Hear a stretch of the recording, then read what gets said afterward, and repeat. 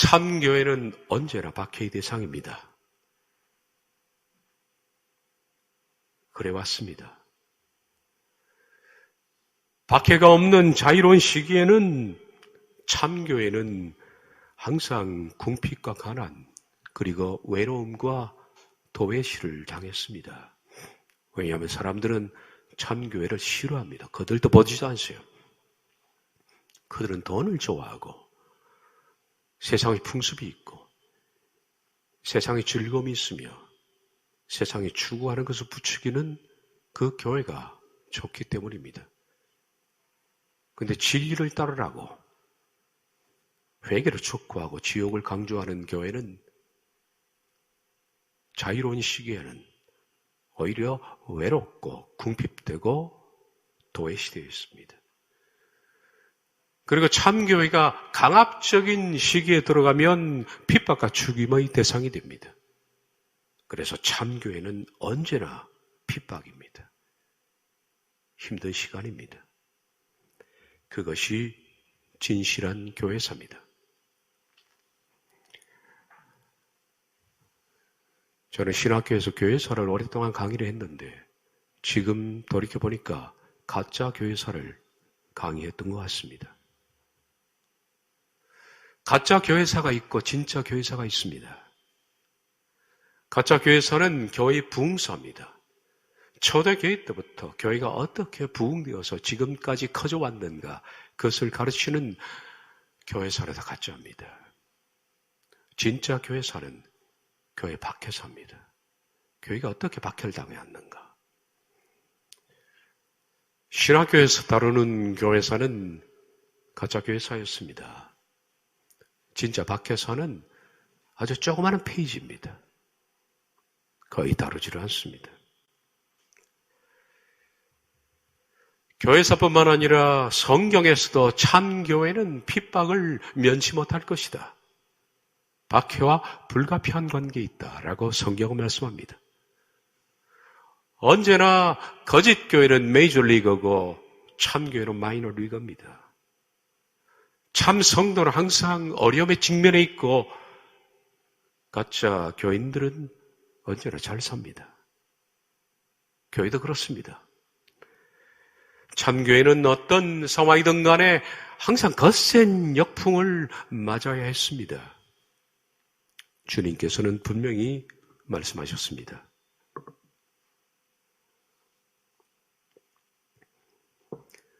무릇 그리스도 예수 안에서 경건하게 살고자 하는 자는 박해를 받으리라. 이 말은 어떤 때 특정한 사람이나 특정한 시기에 해당되는 것은 아닙니다. 모든 시기입니다. 그러므로 그리스도 예수 안에서 경건하게 살고자 하는 사람은 자유로운 때나 박해기나 언제나 다른 형태의 박해와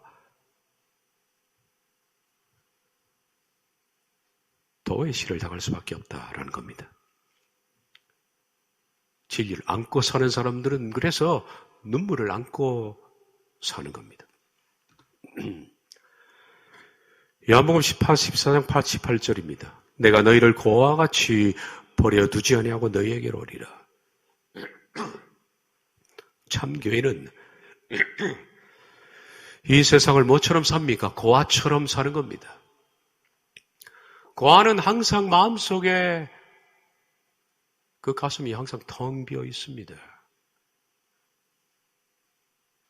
외롭기 때문입니다. 실제로 고아가 느끼는 외로움들은 고아가 아닌 사람들은 상상을 못합니다. 뭘 해도 외롭습니다. 마음에 구멍이 뚫어진 것 같아요. 항상 따뜻한 봄날에도 마음에는 찬바람이 부는 것이 고아입니다. 예수님께서는 참 성도는 이 세상에서 고아와 같은 심정이다라고 말합니다. 세상 살면서 항상 참 성도는 외롭습니다. 고통스럽고 궁핍하고 마음에는 항상 찬바람이 붑니다. 그들은 이 땅에 정착되지 못하고 항상 다른 나라를 생각하기 때문에 눈이 이쪽 세상에 있는 것이 아니라 저 멀리에 고정되어 있기 때문에 이 세상을 살아가는 것이 아주 거칠 수밖에 없고 힘겨울 수밖에 없습니다. 그것이 성도가 느끼는 고와 같은 심정입니다. 요한복음 15장에도 주님 이렇게 말씀하셨습니다. 세상이 너희를 미워하면 너희보다 먼저 나를 미워한 줄 알라. 세상은 참 성도를 미워할 수밖에 없습니다. 너희가 세상에 속하였으면 세상이 자기의 것을 살아갈 것이라. 너희는 세상에 속한 자가 아니요 도리어 내가 너희를 세상에 택하였기 때문에 세상이 너희를 미워하느니라. 내가 너희에게 종이 주인보다 더 크지 못하다 한 말을 기억하라. 사람들이 나를 박해하였은즉 너희도 박해할 것이요. 세상에 속한 교회, 세상 교회나 세상 교인들은 박해를 받지 않습니다. 그러나 참 교회나 참 성도로 살아가는 사람들은 박해를 감수해야 되고 미움을 감수해야만 합니다. 그러므로 세상 교회가 있고 참 교회가 있습니다. 저는 분명히 말합니다. 앞으로 핍박기가 오면 참 교회를 핍박할 가장 무서운 적은 세상 교회입니다. 저는 그것이 두렵습니다. 교회를 핍박하는 것은 교회입니다. 이 거짓 교회, 세상 교회가 참 교회, 교인들을 색출해낼 것이고 밀고 할 것이고 죽음에 넘겨줄 겁니다. 주님도 분명히 말씀하셨습니다. 마태복음 10장에 장차 형제가 형제를, 여기서 형제는 같은 믿음을 가진 사람입니다. 그들이 우리를 고발합니다. 아비가 자식을 죽는데 내주며 자식들이 부모를 대적하여 죽게 하리라. 또 너희가 내 이름으로 말미암아 모든 사람에게 미움을 받을 것이나 끝까지 견디는 자는 구원을 얻으리라. 이 말씀의 가장 서두에 나와 있는 형제가 형제를 죽임에 넘겨준다는 말이 두렵습니다. 그렇게 될 겁니다. 우리가 읽었던 본문에도 분명히 말씀하셨습니다. 내가 너희에게 이것을 너희에게 이루면 너희로 실족하지 않게 하려 함이라. 분명히 아십시오. 모르면 실족합니다. 사람들이 너희를 추리할 뿐만 아니라 때가 이르면 무릇 너희를 죽이는 자가 생각하기를 이것이 하나님을 섬기는 일을 하리라. 이들이 난 크리스천 아닙니다. 다 그리스도인 아닙니까? 그들은 참교회, 참 성도를 죽이는 것을 하나님을 섬기는 것이다라고 생각합니다. 세상에 물든 세상교회는 참교회를 세상의 암적 존재로 생각합니다. 이걸 뿌리 뽑고 그들을 색출해서 죽임에 넘겨줘야만 하나님의 일을 하는 것이다라고 생각할 것이다. 그래서 앞으로 무서운 겁니다, 여러분. 교회의 적은 교회입니다. 오직 너희에게 이 말한 것은 너희로 그때를 당하면 앞으로 이때가 오면 내가 너희에게 말한 이것을 기억나게 하려 함이요. 세상 교회가 참 교회를 핍박하고 죽임에 넘겨주거든 주님이 이 말씀을 미리 하셨다는 것을 기억하십시오. 이것을 너희에게 이르는 것은 너희로 내 안에서 평안을 누리게 하려. 그렇습니다. 이 사실을 알면 평안해집니다. 아, 참 교회를 거짓 교회가 핍박하는구나. 사실을 알고 출발해야만 평안합니다. 세상에서 너희가 환난을 당하라 담대하라. 내가 세상을 이겼노라.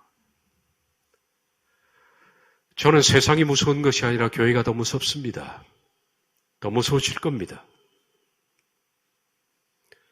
백신 앞에서도 우리들은 세상 교회가 어떻게 설교를 해왔고 어떤 정책을 펴왔는지를 증명받았습니다. 핍박의 상황이 오면 세상 교회가 더 무섭습니다. 구약시대에는 참 선지자를 위협하고 죽이고 했던 사람들이 누굽니까? 거짓 선지자들이었습니다. 소위 궁중에서 녹을 먹는 사람들, 궁중에서 왕에게 고용되어서 월급을 받고 평안하게 사는 그 거짓 것들, 이들이 참 선지자를 죽여왔습니다. 중세에는 거짓 교회로 위장된 로마 카톨릭이 공식적으로 참교회 교인을 6,800만 명을 살해했고 죽였습니다. 고문했습니다.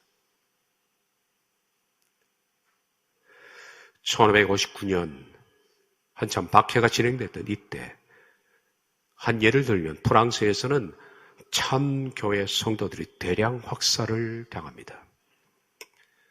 프랑스에서 참교회 성도들을 가리켜서 위그노파라 그럽니다. 위그노 교도들입니다. 이들이 가톨릭에서 7만 명이 확살됩니다. 그리고 26만 명이 영국과 네덜란드, 미국으로 도망을 칩니다. 그때 화가가, 그때는 사진기가 없기 때문에 화가가 생생한 기록을 그림으로 남겼습니다. 위그노 대학살이라고 교회에서는 부릅니다. 1559년에 있었던 수많은 위그노 교도들이 하나님의 나라로 옮겨졌습니다. 그리고 고문을 당했습니다. 당시 위그노 교도들은 이 세상의 제도권 건물 안에 갇힌 그런 사람들이 아니었습니다. 그들은 건물을 빠져나왔습니다. 그리고 헛간에서 몰래 예배를 드렸고 그들은 가정에서 소위 가정교회 예배를 드린 사람들입니다. 앞으로 우리가 가야 할 길들입니다.